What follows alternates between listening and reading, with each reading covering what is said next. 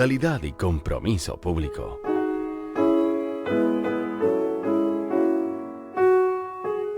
Síganos en redes sociales como Radio UH Valdivia en Instagram y Facebook, @Radio UH en Twitter, y visita toda nuestra programación en www.radiouh.cl. Hola a todas, a todos y a todes. Les damos la más cordial bienvenida a este primer programa de la campaña de Buen Trato en Entornos Digitales, que es una iniciativa dependiente de Cambiar es Avanzar, que es un programa de prorrectoría que funciona ya hace algún tiempo en la universidad y que trabaja en temas de sensibilización en temas de género. En esta oportunidad, el tema que vamos a tocar en este programa es reflexiones sobre masculinidades en la universidad. Y para ello contamos con una invitada y dos invitados. Voy a partir por Karen Mardone. Ella es docente de la Facultad de Medicina. Te agradezco, Karen, tu tiempo. Sé que tienes una agenda súper apretada, así es que valoramos mucho que nos puedas acompañar hoy. Hola, buenos días. Muchas gracias por la invitación. También nos acompaña Cristian Olivares, también docente de la Facultad de Ciencias de la Ingeniería, específicamente del Instituto de Informática. Cristian, bienvenido. Muchas gracias, hola. Hola a todos. Muchas gracias por la invitación. Gracias a ti. Y también Raimundo Godoy, estudiante de Antropología del campus Isla Teja de la Universidad Austral de Chile, representante de la FEUACH Valdivia 2020. Bienvenido, Raimundo. Hola también a todas. Agradecer la instancia y la invitación. Bueno, vamos a partir entonces en lo que nos convoca. Karen ha trabajado ya cerca de una década, si no me equivoco, en estos temas, aproximándose a las temáticas de masculinidades, y quisiéramos partir por ti preguntándote de qué hablamos cuando hablamos de masculinidades o de masculinidad. No sé, tú nos orientas. Bueno, sí, efectivamente estoy hace ya más de 10 años interesada en las masculinidades. Con mi tesis de magíster inicié esto precisamente sobre creencias de universitarios y universitarias, sobre representaciones de la masculinidad, y ahora sigo con mi tesis doctoral. Eso también quería señalar, que soy parte de la Facultad de Filosofía y Humanidades, a partir justamente de mi inscripción en el doctorado en Ciencias Humanas que dicta esa facultad. Ya estoy en la tesis. Y precisamente mi tesis también versa sobre masculinidades entre estudiantes de educación superior. Ya me ha interesado precisamente el mundo de la educación superior, y ya hemos visto en estos últimos años la relevancia que tiene este espacio y las transformaciones sociales en todos los ámbitos, cómo salpica, resuena en otros espacios de la sociedad. Bueno, masculinidad conceptualmente la podemos entender como dos grandes brazos. Por un lado, como creencias, ideas, representaciones, más bien hablo yo, sobre las características que una sociedad ha definido como lo masculino, ¿ya? Que se ha considerado propio de los hombres, pero no es exclusivo de los hombres, porque, como digo, más bien refiere a creencias, a representaciones, pero también, por otro lado, y ese es el otro brazo, a una serie de prácticas. Ya hay una autora, Rawi Connell, que escribió el libro Masculinidades, que justamente lo define como prácticas de género masculinas, es decir, cosas que se hacen también. Por lo tanto, la masculinidad son ideas, representaciones, y también son acciones, prácticas. Se habla así en sociología, en psicología social. Ahora hay una fuerte asociación entre masculinidad y hombres, pero no son los mismos, son conceptos distintos, están relacionados, pero no son lo mismo. Con hombres más bien nos queremos referir a esas personas que han sido designadas médica y jurídicamente por una serie de características morfológicas y principalmente en base a la existencia, presencia de un pene, como hombres. Y con masculinidades, como decía ya antes, tiene que ver más bien con representaciones y prácticas de lo masculino, ¿ya? Efectivamente ha existido sobre esas personas hombre, ya macho, diríamos, de la especie, una adscripción, ya exigencias de incorporar aquello que las sociedades y en determinados momentos históricos se ha definido como lo masculino, como la masculinidad. Ahora, sobre el plural que tú indicabas, es bien interesante porque dentro de este campo de estudio justamente hablamos desde la pluralidad, aludiendo por una parte a la diversidad de representaciones y prácticas de lo masculino en distintas sociedades y en distintos tiempos, por un lado, pero también a la diversidad dentro de una misma sociedad, ¿ya? Y de un mismo tiempo, pero en base a características, que aquí entra el concepto de interseccionalidad en relación, por ejemplo, a distintos grupos socioeconómicos, habrían distintas concepciones, representaciones y prácticas de lo masculino, pero también entre distintos grupos etarios, grupos de edad.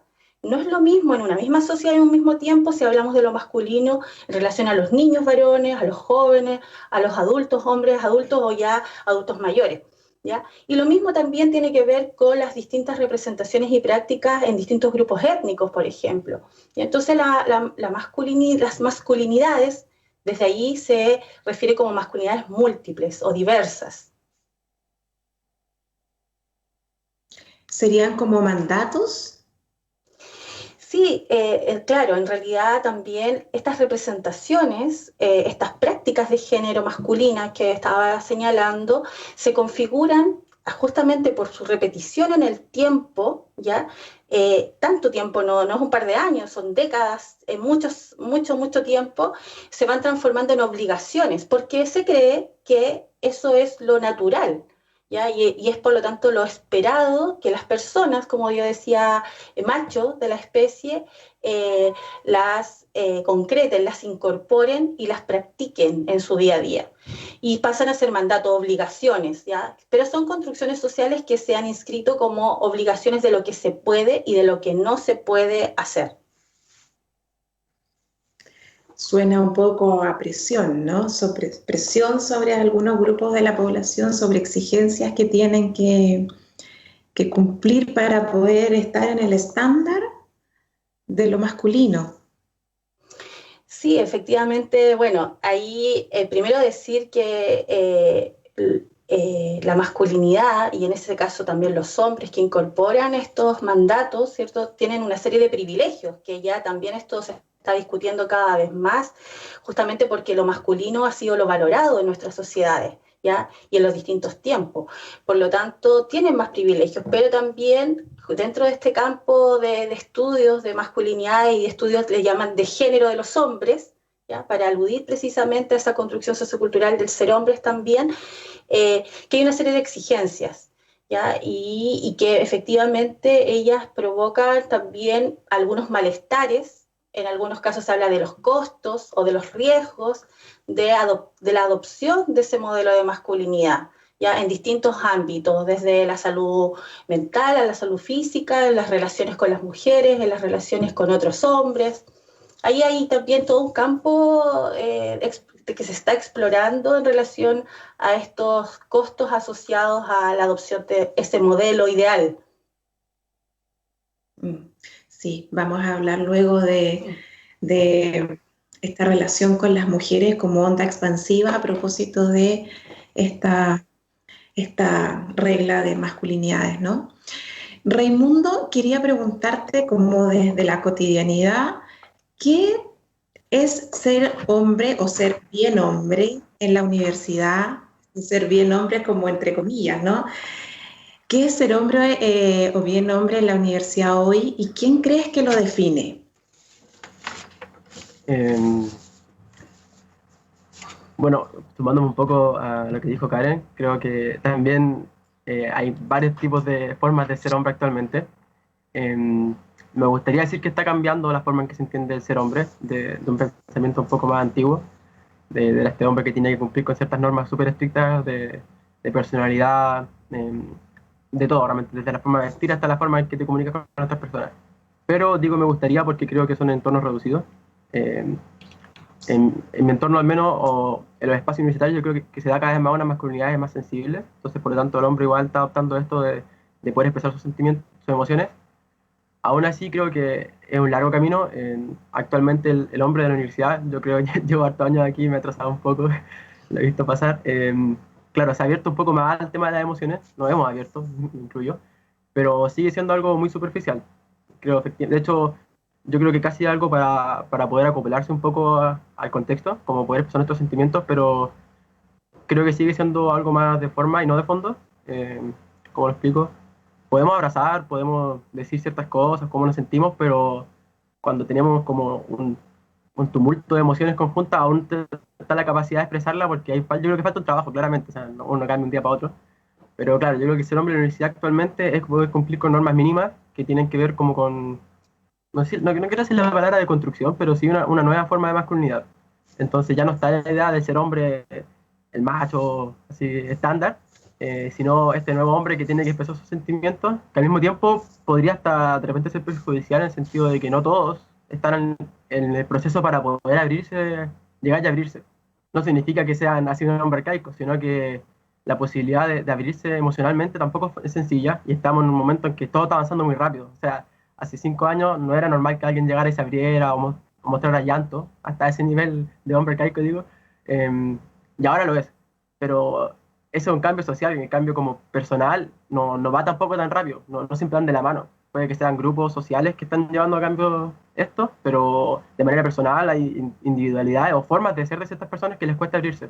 Y yo creo que si bien es lo correcto, ese es como el ser el buen hombre actualmente. Hay ciertos estándares mínimos en la universidad, hablando de este contexto siempre, que hay que cumplir, que yo creo que son los correctos, son los pasos a seguir, pero que avanzan aceleradamente. En respecto a como quién lo define, definitivamente, ¿quién lo define definitivamente? Bueno, son las normas como sociales de la universidad. Yo creo que es importante recalcar eso, muy de la universidad. O sea, por ejemplo, bueno, la universidad se da cuenta que tiene que ser de cierta manera porque está cambiando, pues y es lo necesario, y te hace bien de partida. Yo creo que definitivamente te hace bien este cambio, pero vuelve a tu casa, cualquier persona que sea de lejos de Valdivia o inclusive de la misma Valdivia, y se encuentra con un contexto muy distinto. Entonces, sí, yo creo que ser hombre en la universidad lo dicta las reglas de la universidad. Eso me refiero al entorno universitario, el entorno social, no sé, todas las revueltas que han habido, los movimientos sociales, están marcando la pauta que yo creo que es la correcta, pero están marcando la pauta de cómo ser hombre, porque uno sale del contexto universitario y se encuentra con un estilo de vida muy distinto. Es otra cosa, volver a tu casa, ir a trabajar a una pega así lejos, externa a lo académico, y te das cuenta que hay un choque. De ahí también es cuando se dan cuenta las diferencias, no sé si la palabra es progreso, pero te das cuenta de los cambios que han existido en ti y en tu entorno. Pero yo creo que eso es. Es interesante eso que tú planteas, porque desde la universidad nos podemos esforzar, y lo vamos a hablar con Karen, nos hemos ido incorporando en la malla curricular, hemos tratado de ir permeando estos temas, pero finalmente cada integrante de la comunidad universitaria es una experiencia biográfica en sí, con sus representaciones sociales, con sus representaciones familiares, sociales de su familia, de su entorno donde creció. Entonces, en un minuto vamos a tener que pensar también cómo permeamos hacia fuera de los límites de la universidad como desafío inmenso tal vez, y tiene que ver con que son cambios culturales precisamente. Y probablemente cada integrante de la comunidad universitaria tenga ese desafío de volver a su casa, de volver a su entorno y poder transmitir también esta bajada de información, esta libertad de tal vez vivir sin estas presiones, sin estas exigencias o sin estos privilegios que habla acá. Y bueno, también me pregunto, no sé, Karen, si nos puedes orientar cómo influye esto en la universidad, en la comunidad de la diversidad afectivo-sexual y también en las mujeres. Bueno, tú dices las representaciones sobre las masculinidades y las prácticas, ¿a eso te refieres con la pregunta? ¿Cómo influye? Bueno, todos estamos inmersos en esta cultura, en esta sociedad, por lo tanto, tanto mujeres como personas no binarias también contribuyen a perpetuar de alguna manera esas representaciones y esas prácticas, o por otro lado a transformarlas, ¿ya? No, esto no es una responsabilidad solo de los hombres, ¿ya? Porque como decía muy bien Raimundo, también tiene que ver con las estructuras institucionales. Por supuesto, pasan mucho por allí también los cambios que podamos ver en el sentido, como decía, cultural. ¿Ya? Hay una cuestión que hay un trabajo interno que tiene que hacer, también tenemos que hacer cada una de las personas que integramos las comunidades, pero también las instituciones. Por lo tanto, es un cambio a todo nivel. Y en ese sentido, como vuelvo a reiterar, entonces no es solamente a los hombres, las mujeres y las personas que no se identifican como hombre ni como mujer también deben ser parte de estas transformaciones. ¿Ya? Muchas veces se dice que las mujeres contribuimos a reproducir ciertas características de lo masculino o de lo femenino, y es así. Ya las mujeres y todas las personas contribuimos a que se reproduzca o se transformen estas normas, estas normativas que existen. Cristian, en alguna oportunidad tuvimos la oportunidad de conversar sobre estos temas, y a propósito de eso te quiero preguntar cómo viviste tu masculinidad en tu periodo de estudiante de pregrado y cómo la vives hoy, como docente, como padre.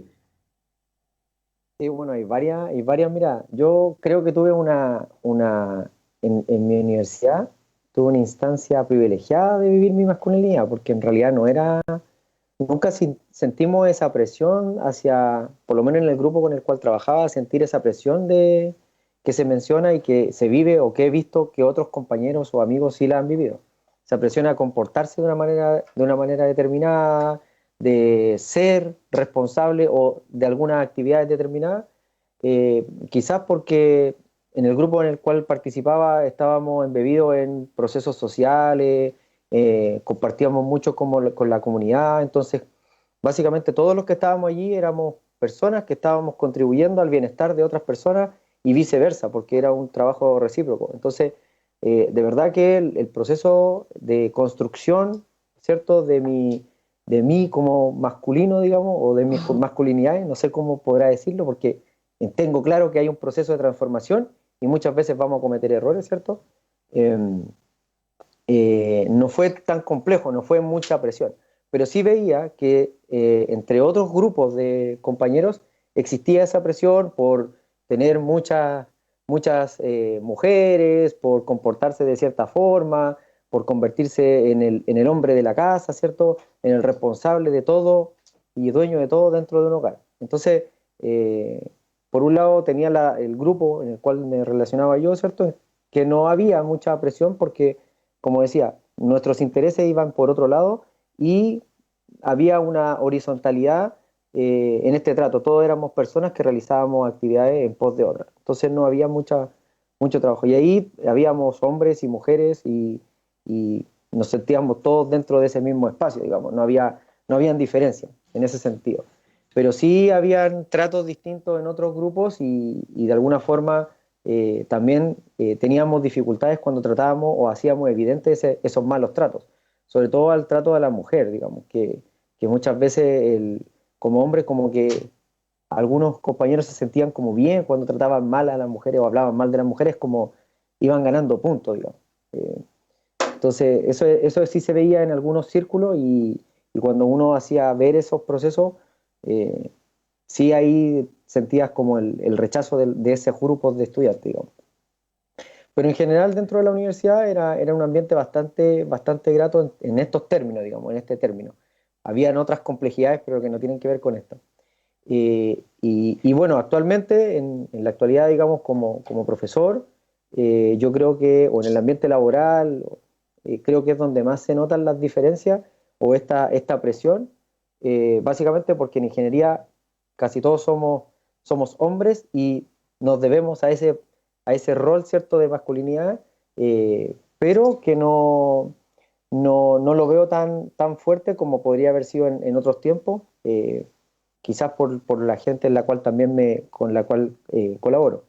Y en términos familiares, ahí sí que se rompe todo, porque en realidad aquí es como en la casa somos todos los que tenemos que hacer, todos no hay roles, no hay como tareas de hombre, tareas de mujer, tenemos que hacer cosas y hay que hacerlas porque nuestra casa tiene que estar bien, tenemos que estar cómodos, tenemos que sentirnos felices y si hay que hacerlo, alguien lo tendrá que hacer y vamos cumpliendo el rol que nos toca de acuerdo al momento y a la instancia en que estamos.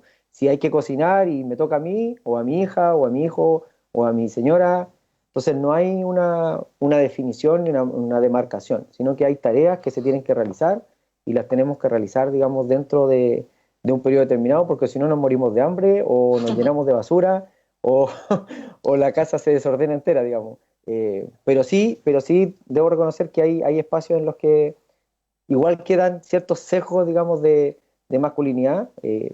Por eso decía que es un proceso que ha ido cambiando y que es difícil cambiar, porque uno dice cosas sin la intención de generar el daño o de generar incomodidad, pero igual lo hace porque, como digo, es una cultura que traemos y es difícil desarraigarse de ello. Uno trata intencionadamente de generar ese cambio internamente y que eso vaya plasmando y vaya generando cambios hacia afuera. Pero sí es un cambio difícil. Estos temas de masculinidades se cruzan con género, ¿no? Y a la vez, Karen, no sé si nos puedes colaborar o quien quiera tomar la palabra, cuando se habla de género parece que se hablara de mujeres. ¿Cómo se relaciona este tema de las masculinidades con la perspectiva de género?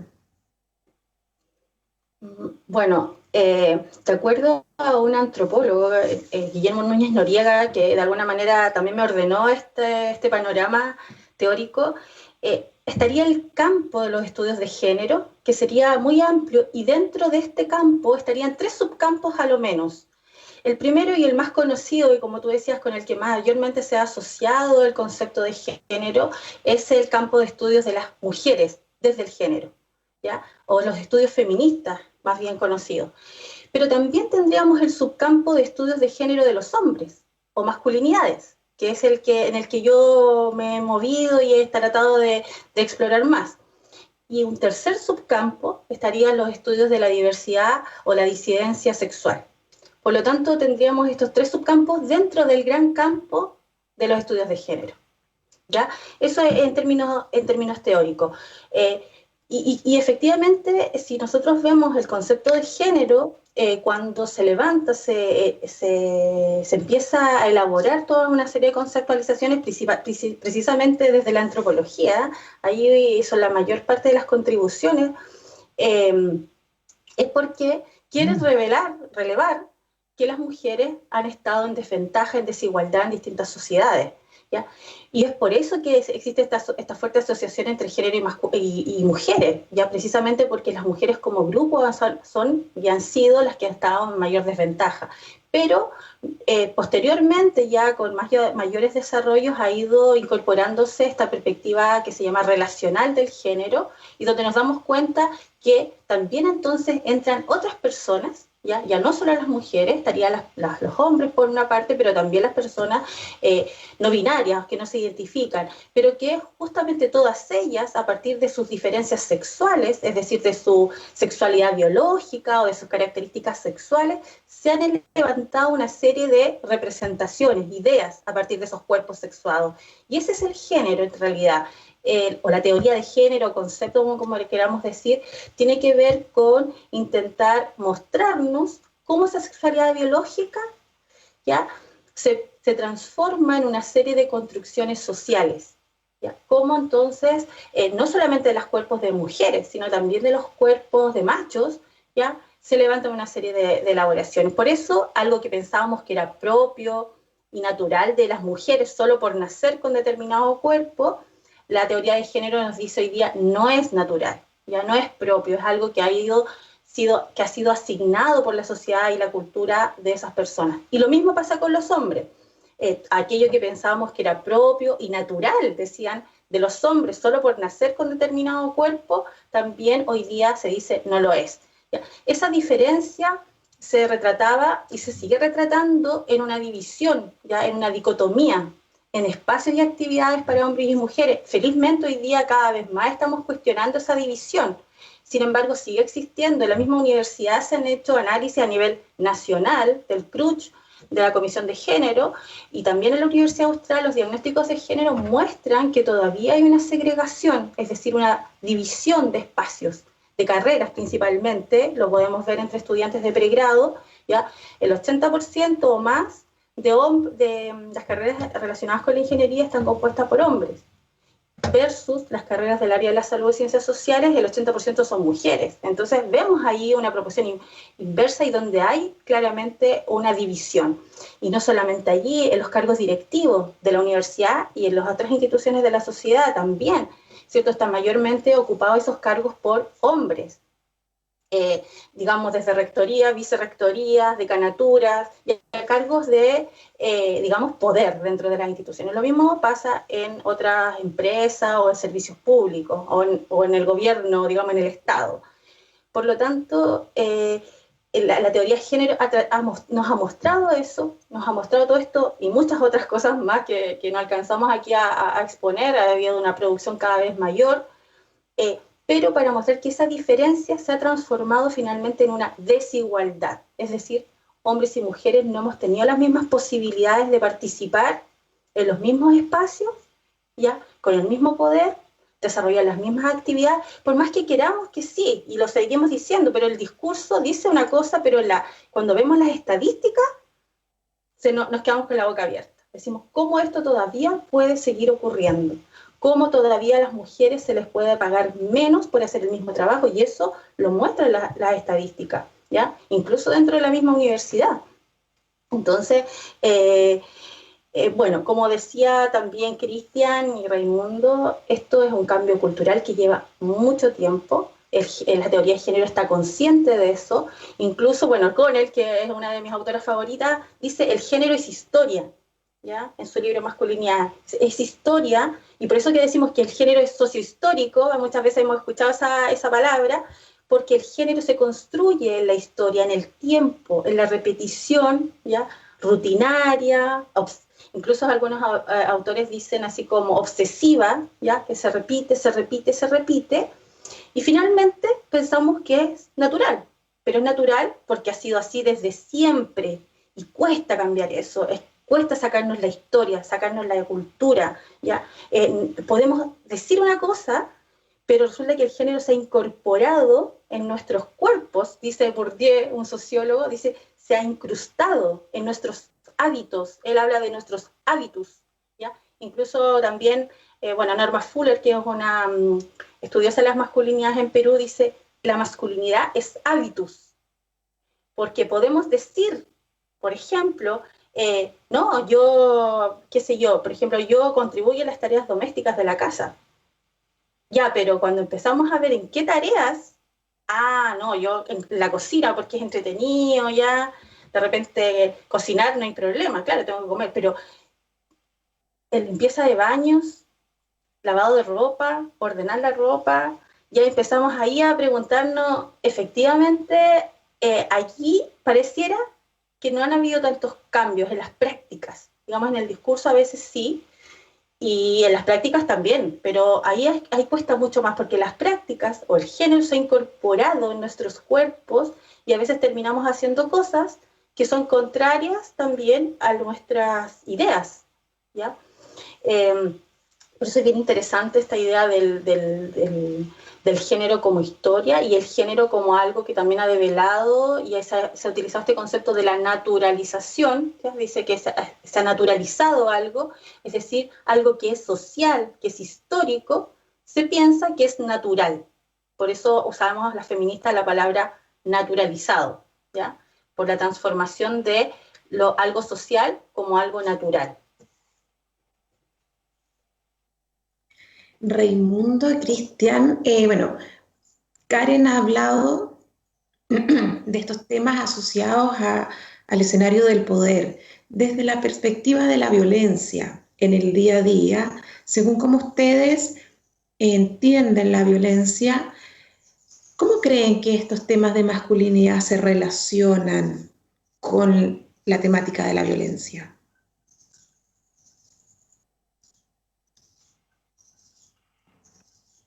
Eh, Creo que cuando mencionó a Karen se me vino un ejemplo muy claro, no hablando de la institucionalidad, pero yendo como un poco al pasado, pero muy poquito al pasado, cuando se hablaba de la primera línea, creo que es un ejemplo muy bueno, en el que se entendía que la primera línea eran todos hombres, y que todos los hombres siempre, como que, no me refiero a que todos los hombres tenían que ser primera línea, sino en el sentido que iban a estar ahí frente a frente en una pelea, pero se entendía que la primera línea eran hombres.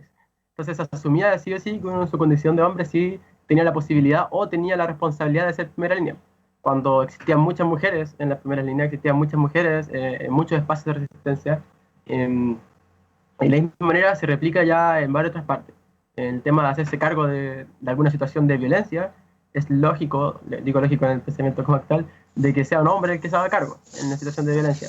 Porque no es como, no sé, por ejemplo, lo llevamos a un carrete y hay una pelea, lo lógico de lo que se tiende a pensar, digo, es que vaya un hombre a hacerse cargo porque es lógico, si va a haber una pelea, que el hombre pelee.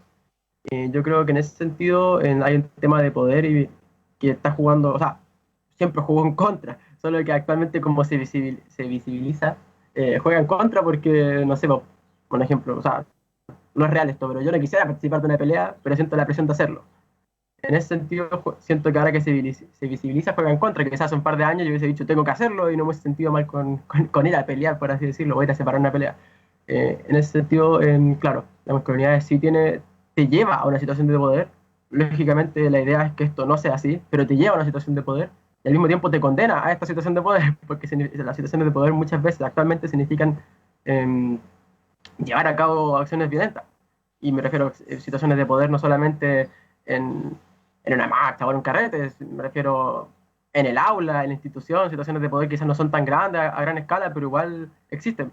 Y esas situaciones de poder se replican, o sea, son replicadas por el tono de voz que uno utiliza, que también tiene mucho que ver con la masculinidad, o sea, el tema de el que grita más fuerte es el que sabe más o el que tiene razón, y pasa mucho que, claro, se tiende a pensar que no, el hombre tiene la voz más grave y siempre tiene que hablar fuerte, no es porque yo quiera, y la verdad yo creo que sí, es porque de chico nos enseñaron a hablar más fuerte nomás, no porque uno tenga la voz más grave. Claro, hay ocasiones en las que particulares que la gente tiene la voz más grave, pero son estas cosas que se replican en la masculinidad, creo que te llevan a una situación de poder, y esa situación de poder por lo general también te lleva a acciones de violencia, o situaciones de violencia. Em, y en ese sentido yo no estoy diciendo que las personas que estén en situación de poder sean violentas, ni hayan sido obligadas a estar allá, sino que sí, al menos si hay algo que te empuja hacia allá constantemente relacionado a las masculinidades con las situaciones de poder.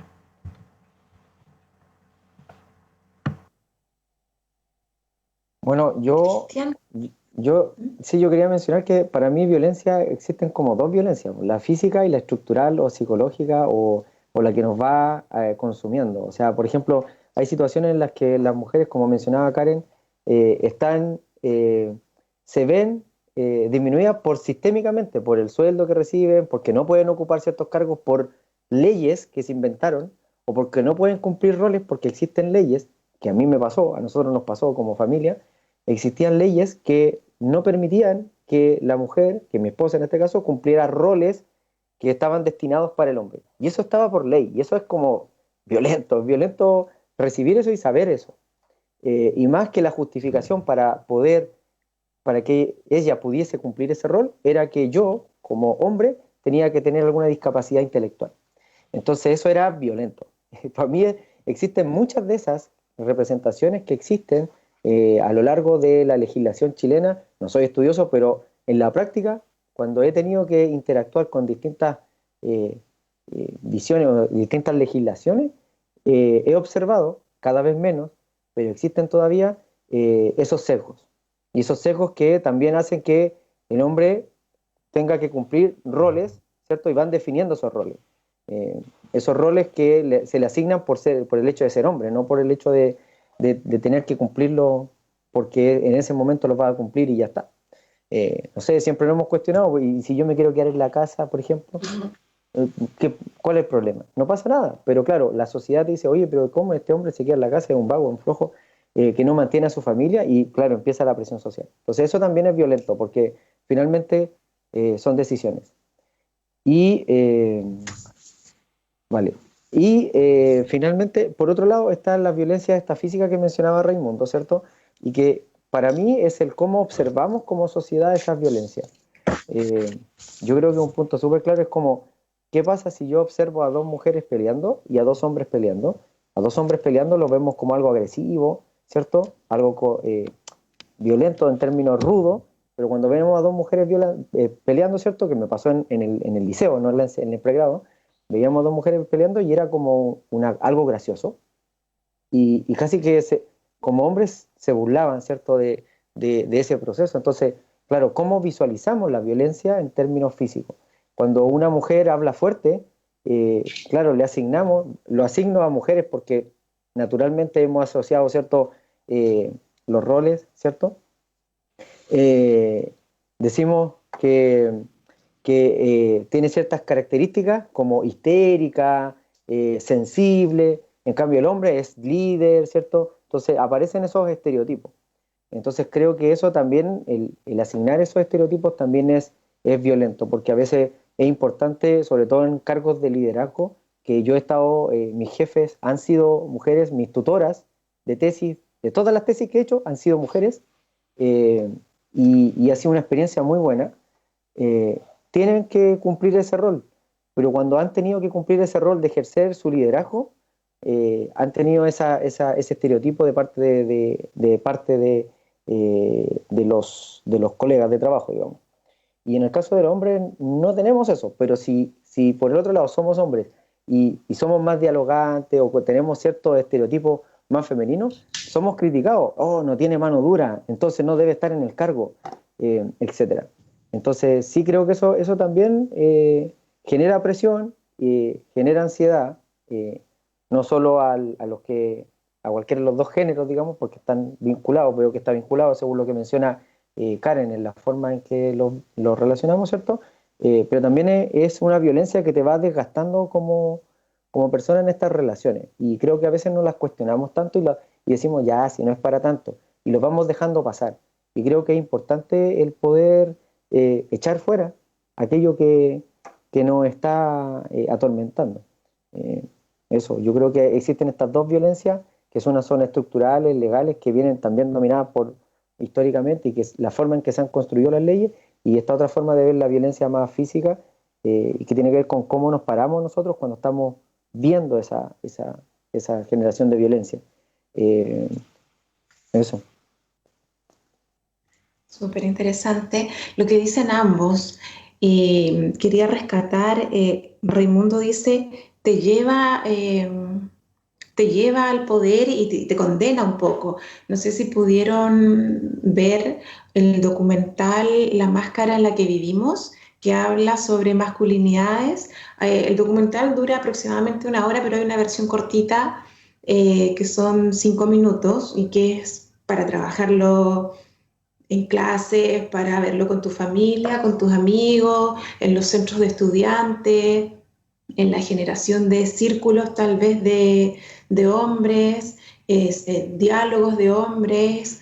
Y ese documental, en una parte de ese documental se habla de, claro, cómo la masculinidad te fuerza y te presiona a actuar de cierta manera, y muchos de los relatos, porque es un documental en base a relatos principalmente, son relatos de hombres que están cumpliendo condena y que podrían no estar cumpliendo condena, pero por la presión de estos mandatos de masculinidad, de ser agresivo, ¿no? De ser violento, están condenados, como dice Raimundo, en una situación completamente evitable. Y aquí también me surge la duda, ¿cómo influye esto en la salud mental, que también se ve en ese documental, en la salud mental de los hombres y de las relaciones sociales que establecen los hombres? Karen, no sé si tal vez desde tu perspectiva como psicóloga nos puedes orientar en esto. Bueno, yo como psicóloga no mucho, en realidad soy más bien más alejada de estos campos clínicos de la salud mental, ¿ya? Pero sí me ha interesado conocer, aproximarme a algunos de los costos, que le habla así de los costos de la masculinidad y del modelo de masculinidad desde los estudios de género de los hombres, que es donde, como contaba, ya he estado hace varios años. Estoy hablando un montón de autores, a lo mejor porque estoy trabajando en la tesis, entonces estoy como metida con todos estos autores. Bueno, de Keiser, que es un médico y antropólogo mexicano, me encanta la literatura, la información que se produce en ese país. Habla que hay 3 tipos de violencias. Habla de la tríada de la violencia o los factores de riesgo, que serían 3 asociados a la masculinidad. El primero es la violencia hacia las mujeres y los costos que tiene esta masculinidad hacia las mujeres, ya como muchos ya sabemos, y muchas relacionadas a la violencia, incluso hasta dar muerte a los feminicidios. Pero también habrían otros 2 tipos de violencias, ¿ya? Y el primero que menciona sería, el segundo, disculpa, el primero de las mujeres, el segundo sería la violencia entre hombres, producto justamente de estos mandatos. Como decía Raimundo hace un rato, bueno, me invitan a pelear, a lo mejor hoy día se lo cuestiona, pero cuando estás en el colegio, incluso a veces eres adolescente, vas y das el golpe, ¿ya? O participas de ese, entre comillas, a veces juego de los golpes, ¿ya?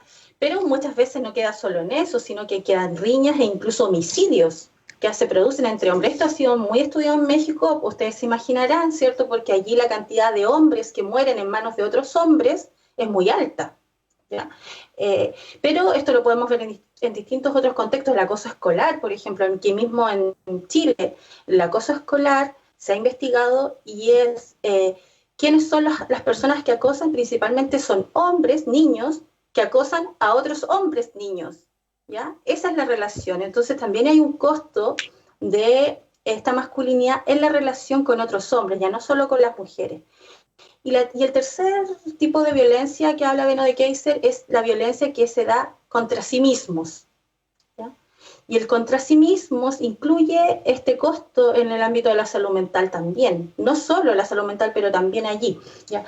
En el contra sí mismos va desde temas de consumo de alcohol, ya, que es mucho más pronunciado entre hombres que entre mujeres, consumo de tabaco, contagio por enfermedad del VIH, también es mucho más alto en hombres que en mujeres. Las tasas de suicidio son increíblemente más altas en hombres que entre mujeres. Entonces ahí nos empezamos a preguntar, bueno, ¿y por qué los hombres se suicidan y no piden ayuda de manera previa si tienen pesares? Porque, ¿cierto? Uno dice, bueno, las personas se suicidan porque tienen problemas, están atravesando situaciones complejas, ¿ya?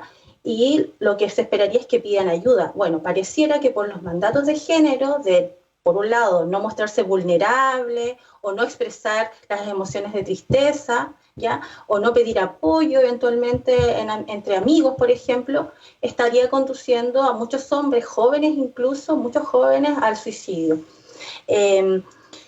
No hay tasas de consulta en salud mental porque en general los hombres no consultan cuando tienen problemas. Entonces, pero el hecho de que no aparezcan las estadísticas no quiere decir que no tengan esos problemas en su bienestar psicológico, ya internamente. Por lo tanto, los costos de este modelo de masculinidad, hay personas que se han dedicado exhaustivamente, no yo, ya no es mi tema específico, es sobre la salud de los hombres, ya, sobre la propia salud física y mental.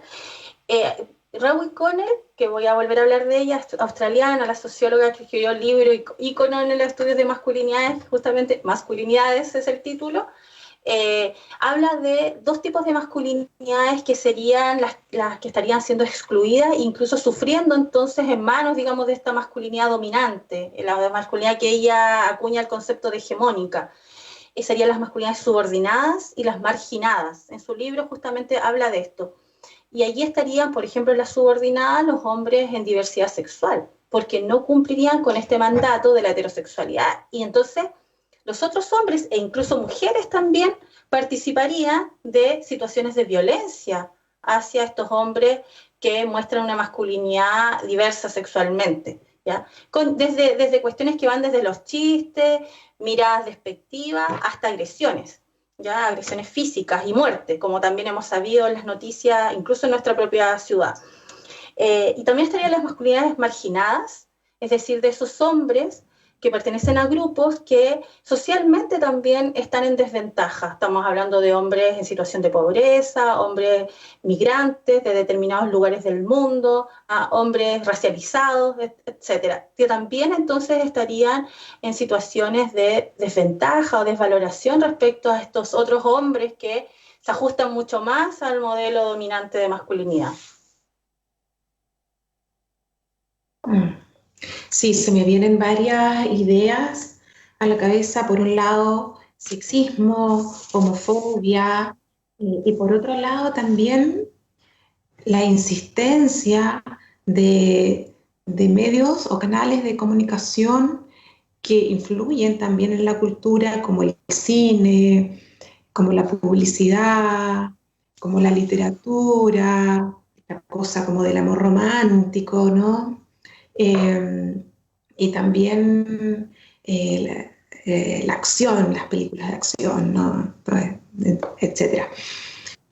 No sé, Cristian, Raimundo, si quieren agregar algo desde este punto de vista. Yo solo quería mencionar que eso ha ido cambiando, menos mal. Mi hija lee unos libros espectaculares. Mi hijo también los leen juntos, van leyendo, se los van pasando. Pero han cambiado un poco los roles dentro de la literatura, al menos, de la cual gusta mis hijos leer. Un poco también en el cine, pero sí que todavía quedan muchos estereotipos. Y lo que me llamó la atención es que ahora está cambiando hasta en la publicidad. Y eso es como que ha generado un impacto. No sé, a lo mejor el que es más llamativo es el de campaña de No Me Ayudes. No sé si lo han visto, de Mr. Músculo.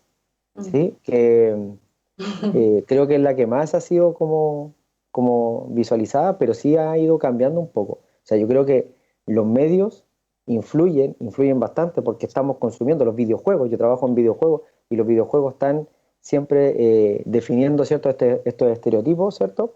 Pero ha ido cambiando la forma en la cual ahora vamos a pensar, ¿cierto?, los videojuegos al momento de diseñarlos. Ya incorporamos y nos paramos y decimos ya, tratamos de quitar estos estereotipos que vienen, ¿cierto?, históricamente, porque sabemos que van a influir, porque el niño cuando juega pasa, no sé, 6 horas, ahora los niños pasan 5 o 6 horas jugando, sobre todo ahora que estamos en pandemia, esa es la tasa, digamos, de uso de los videojuegos, entonces están consumiendo ese estereotipo de pelea, de guerra, de armas, ¿cierto? Pero claro, cuando existe una línea en la que sí se está replanteando el diseño de estos videojuegos, en el caso de los videojuegos. Así que yo lo veo positivo en que por lo menos hay un cambio que se está visualizando de manera directa en estos tres medios que había mencionado, que es la televisión, digamos, la publicidad y la literatura. Y en el caso particular que me toca a mí, en los videojuegos, ¿sí? En donde el último juego que estuvimos trabajando con el museo, ¿cierto?, dimos cierto enfoque o incorporamos cierto enfoque que tratara de reducir estos estereotipos, esta historia, esta cultura que nos embulle, ¿cierto?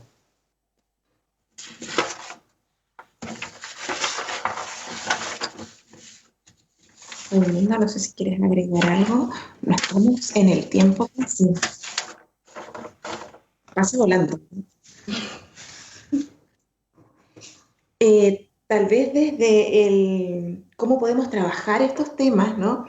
Sería interesante, Karen, si nos puedes contar desde la malla curricular cómo la universidad está trabajando estos temas. Bueno, trabajar estos temas pasa, uno de los espacios que tenemos es la formación, ¿ya? Hay otros, por supuesto, mucho más, como ya se mencionó, espacios estructurales, normativas, nacionales, como también comentaba Cristian, o sea, hay mucho desde dónde hacer, incluso desde el trabajo personal, en estos grupos de aliados, círculos o diálogos de hombres, como también tú lo señalabas también. Yo, con tanto profesora, creo que uno de mis espacios y mi responsabilidad con implicarme en esta transformación pasa por la formación, ya, por eso, y con la investigación, por eso lo hago desde ahí, pero ese es mi nichito, digamos, mi espacio pequeño desde donde quiero contribuir. Y en esa línea, este año dictamos por primera vez desde la DASIC el curso Repensar las masculinidades, desafíos en tiempos actuales. Es un curso optativo dictado para estudiantes de distintas carreras de la Universidad Austral de Chile, del campus, digamos, de los distintos campus. Ese ha sido uno. Ahora este segundo semestre he sido invitada más bien, pero hay un equipo también trabajando, en las que estás tú, Marianela, Cintia Vergara, Paula Burgos, con el curso optativo de diversidad afectivo-sexual. Ya un curso que ha tenido una amplia convocatoria, lo que ambos cursos en realidad han tenido una muy buena recepción por parte de estudiantes de pregrado de distintas carreras, que ha sido también maravilloso que se hayan podido comunicar, analizar, participar así de manera, digamos, en espacios que antes no habían compartido, porque son de carreras distintas, o sea, arquitectura, biología marina, obstetricia, de psicología, es de muchas carreras. ¿Ya? Entonces ha sido bien interesante y ojalá se pueda mantener en el tiempo este tipo de cursos que invitan primero a un análisis reflexivo, ¿cierto? Pero muy riguroso. Hay que pensar estos cursos que han sido bien rigurosos en términos de lecturas, de trabajos, de análisis, ambos cursos muy bien estructurados en términos de guías de trabajo también, foros, muy diversos, teóricos prácticos ambos, y ambos también con la idea de levantar propuestas de acción, ya que puedan ser también incorporadas en la institucionalidad educativa. Particularmente hablo por el curso que yo estoy de responsable. Trabajaron los estudiantes y las estudiantes en propuestas de un enfoque de masculinidades al interior de las instituciones de educación superior, cuáles podrían ser líneas de trabajo y qué acciones concretas se podrían hacer. Cuestiones que yo estoy sistematizando, porque bueno, no lo dije, pero este curso optativo yo lo dicté en el marco de mi tesis de doctorado, como una técnica de investigación, ¿ya? Se llama Taller de Reflexión-Acción, que tomó la forma de un curso optativo, ¿ya? Pero es una técnica de investigación dentro del campo de las investigaciones sociales, y por lo tanto mi intención en el mediano plazo es poder dialogarlo, ya sea con el Comité de Género y Diversidad o con otras instancias de la universidad, para poder incorporar, como digo, el enfoque de masculinidades, es decir, el trabajo con los hombres desde el género, el trabajo con las representaciones y prácticas de lo masculino, y ojalá que pase también con el curso de diversidad afectivo-sexual, que también el enfoque digamos, cuando se elabore una política de género en la universidad, se incorpore el trabajo con hombres desde el género y el trabajo con la diversidad sexoafectiva, ¿ya? Es decir, no pensemos solamente en el trabajo con las mujeres, ¿ya? Sino que también con los distintos grupos que están atravesados por cuestiones genéricas, ¿ya? Y como ya lo hemos visto, el género no alude solo a las mujeres, sino que a todas las personas que a partir de nuestros cuerpos sexuados hemos sido representadas de distintas maneras, de ciertas maneras, y se nos ha encasillado o intentado encasillar dentro de algunos espacios y actividades. Sí. Bueno, mencionas algunas iniciativas dentro de la universidad y es súper importante el rol que cumple el Comité Paritario de Género y Diversidad, es súper importante el trabajo que realiza en estos temas. El programa Cambiar es Avanzar, que depende de Prorrectoría, es súper importante. Tenemos una unidad UH inclusiva, son súper importantes estas dos asignaturas a las que hacías referencia. Y vamos, tal vez no al ritmo que quisiéramos, pero vamos, ¿no? El año pasado lo intentamos, Karen, de iniciar estos círculos de hombres, círculos de mujeres para hablar sobre estos temas, pero se inscribieron puras mujeres. Entonces, claro, parece, Raimundo, que tenemos un desafío desde allí. Hace poco hablábamos, cada uno aporta estos temas desde su nido. Cristian desde los videojuegos, Karen desde la docencia, con estas asignaturas, desde sus estudios de posgrado, y la Federación de Estudiantes. ¿Cómo crees, Raimundo, que podría sumar en estos temas de manera tal que más hombres rompan esta barrera de estas representaciones, de estos mandatos, ¿no? Para poder adentrarse en estos círculos de trabajo donde las federaciones de estudiantes, donde los centros de estudiantes puedan tocar el tema de las masculinidades como cosa genérica, como dice Karen, para poder avanzar en unos climas iguales entre géneros. ¿Cuál crees que podría ser la estrategia desde tu perspectiva, Raimundo? Difícil. No. Bueno, va a sonar un poco raro porque yo estoy en una plataforma de representación, pero yo creo que, al igual que la masculinidad en este momento está muy frágil, las plataformas de representación también lo están. Y en ese sentido, yo creo que, de nuevo, va a sonar raro, em, desligaría responsabilidades a plataformas, no sé si institucionales, pero plataformas de representación, el tema de las masculinidades. El tema de realmente de llevar a cabo cambios como sociales o culturales. Actualmente hay muy poca participación en todo lo que sea representativo, quizás porque también es un reflejo de conducta muy masculina. El tema de la representación ha cambiado claramente ahí. De hecho, yo creo que casi todos los cargos de representación, o diría muchas más mujeres, en mi espacio al menos lo he visto, y eso significa que realmente se están haciendo más cargos. No, no voy a decir otra cosa, pero sí, yo desligaría totalmente todos los cambios culturales, sociales de las plataformas de representación. Quizás no creo que las plataformas de representación sean motores para estos cambios, sean catalizadores quizás de demandas, de organizaciones quizás, pero más allá que eso, no. Por lo tanto, yo creo que una propuesta desde como una plataforma como lo que es la mesa federativa es complejo, porque actualmente tiene muy poca representación y aunque la tuviera, de ahí eso ya es algo muy personal, aunque la tuviera yo creo que el cambio no va por ahí, creo que hay otras plataformas, creo que hay un montón de gente que se organiza fuera de repente de ciertos como espacios como institucionalizados y, y el cambio quizás va como, no sé, yo me la jugaría en no a la democracia que sea definitivamente con una perspectiva de género, que no decirlo feminista. Pero más que eso no me jugaría por otra cosa por lo que ya dije, la verdad. Entonces, los espacios de reflexión sobre estos temas, un poco pensando en los climas sociales, ¿no? Bien tratantes, democráticos, seguros, de confianza dentro de la universidad, no pasarían necesariamente por las estructuras, sino por los aportes que cada uno podría hacer, según interpreto de lo que nos indica Raimundo. No necesariamente de individual, pero creo que lo colectivo no va necesariamente ligado a los cargos de representación. Eh, por lo mismo que yo creo que los cargos de representación han sido constantemente viciados por, no voy a decir malas prácticas, yo creo que de lleno por conductas masculinas que han viciado estos espacios, pues lo podemos ver, yo creo que no solo en la universidad, en todas partes. Entonces, en ese sentido, yo creo que hay un montón de personas, individualidades, me gustaría decir que hombres, pero en su mayoría mujeres, que se organizan anexos a estos espacios, que no dependen de como un espacio representativo, que al fin y al cabo, los espacios representativos, yo creo que estamos todos en la idea de destruir eso, pero son jerárquicos, y la jerarquía de una manera muy, como plataformas de poder, pues, o sea, si bien se busca que haya como paridad en la mesa federativa, que haya entre mujeres, entre hombres, cosas así, eh, que el cargo de presidencia o vicepresidenta, por ejemplo, sea más importante que otros cargos, independiente si es un hombre o una mujer quien sea ahí, igual es una idea súper, no voy a decir patriarcal, pero una idea súper masculina de que hay cargos más fuertes que otros. Pues. Y eso se replica en todos los cargos de representación, yo creo. Entonces, en ese sentido, reafirmo la idea de que los cambios no van por los cargos de representación. No, creo que hay un problema mucho más de fondo y no, como quizás como buscarle otra vuelta que no sea la institucional, no sé la verdad, pero esa es mi piedrita en el zapato.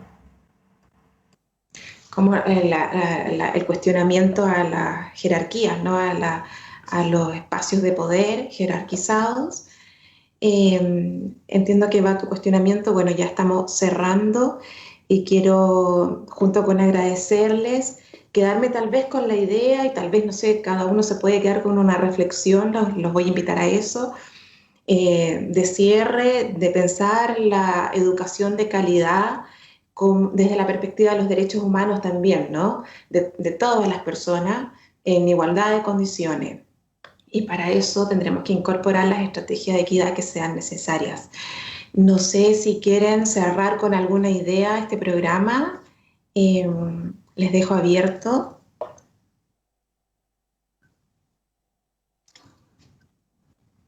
Karen. Yo solo quiero decir ¿O Cristian? ¿Ya? que más allá de las masculinidades y de todo este proceso, creo que es importante darnos espacios para escucharnos y para echar fuera aquellas cosas que nos podrían estar haciendo mal, porque creo que muchos de las dificultades pasan por callarnos muchas cosas. Pero para eso hay que mejorar las confianzas, como decía Raimundo, y las confianzas se crecen cuando hay menos jerarquía y menos relaciones de poder. Entonces creo que sí las estructuras están en cuestionamiento hoy en día. Pero eso, escucharnos, empatizar y decirnos las cosas. Yo agradecer el espacio, la invitación a compartir justamente en el diálogo, como decía Cristian, con Raimundo, con Marianela, ha sido muy grato, porque además había estado conversando con estudiantes durante mi tesis, la toma de datos, pero no con profesores, y también ha sido súper interesante escuchar el relato de Cristian. Estoy pensando en una investigación con profesores ahora, hombres, y un poco esta transición, estas preguntas que tú le hacías, Marianela, al comienzo, cómo han visto desde estudiantes de pregrado y ahora como profesores. Es bien interesante también allí, y cómo desde ese estamento se pueden también generar espacios de cambio, esos espacios, esos nichos allí para contribuir todos, pues, a avanzar en igualdad, en climas de respeto, y sobre todo que podamos desarrollar nuestros proyectos de vida independiente de con qué cuerpo nacimos. Eso a mí me parece fundamental. Y por supuesto en un clima, como tú decías, de respeto a los derechos humanos. Eso siempre está ahí, es en nuestro sostén y nuestro paraguas. Muchas gracias. Yo igual aprovecho de agradecer el espacio, se dio bien la conversación, ojalá hubiese sido más rato quizás, pero eso, agradecer el espacio, la instancia y a las personas que participaron para darle contenido. Bueno, les agradezco desde la campaña de Buen Trato en Entornos Digitales. Ojalá hayamos aportado con nuestro granito de arena a quienes nos estén escuchando. Así es que nada, cerrar este espacio que va a quedar en las plataformas y en las redes sociales de Radio UH Valdivia. Así es que me despido y muchas gracias. Más comunicación. Más universidad.